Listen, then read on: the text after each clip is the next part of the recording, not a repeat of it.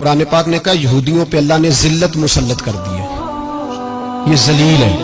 ان کا کوئی دیش نہیں، یہ جہاں انہوں نے قبضہ کیا ہوا نا فلسطین میں، یہ قبضے کی جگہ ہے، اور ایک مٹھی بھر ملک ہے، شاید 60-70 لاکھ آبادی ہو اسرائیل کی، اگر امریکہ اس کی مدد نہ کرے تو اسرائیل قائم نہیں رہ سکتا، اور اس کے گرد 12-14 اسلامی ملک ہیں، بیت المقدس مسجد اقصی معمولی جگہ نہیں، حضور نے فرمایا 3 سفر کرو تو سمجھنا ہم عبادت کر رہے ہیں،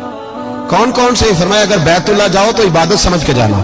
مسجد نبوی کی طرف جاؤ تو عبادت ہے، اور مسجد اقصی کی طرف جاؤ تو یہ بھی عبادت ہے، اور فرمایا مسجد اقصی میں جس نے ایک نماز پڑھی اسے 25,000 نمازوں کا ثواب ملے گا۔ یہ وہ مسجد ہے جس کے ساتھ معراج شریف جڑا ہوا ہے۔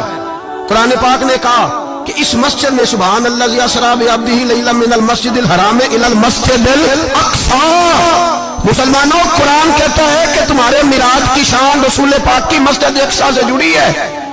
جس محبوب کو رب معراج کرائے تو مسجد اقصی میں لا کے کرائے، وہ جگہ معمولی جگہ ہے، وہ معمولی جگہ ہے مسجد اقصی، نبی پاک نے وہاں نبیوں کی امامت کرائی، 17 مہینے اس مسجد کی طرف منہ کر کے تیرے اور میرے رسول نے نمازیں پڑھی، چھوٹی جگہ ہے، اور پوری دنیا کا مسلمان اسے چاہیے شرم سے گڑ جائے۔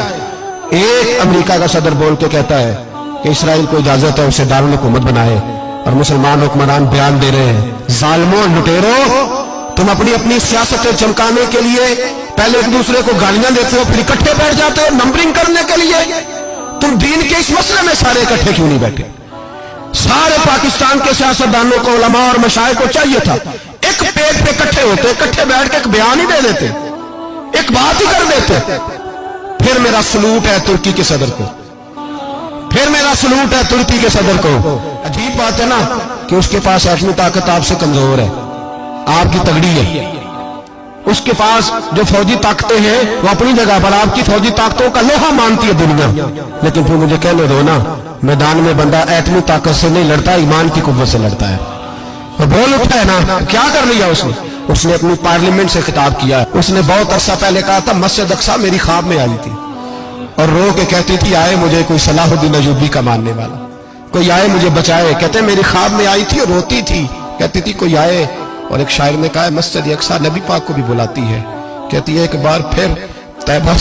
فلسطین میں آ، راستہ دیکھتی ہے پھر مسجد اقصی تیرا، ایک بار پھر سے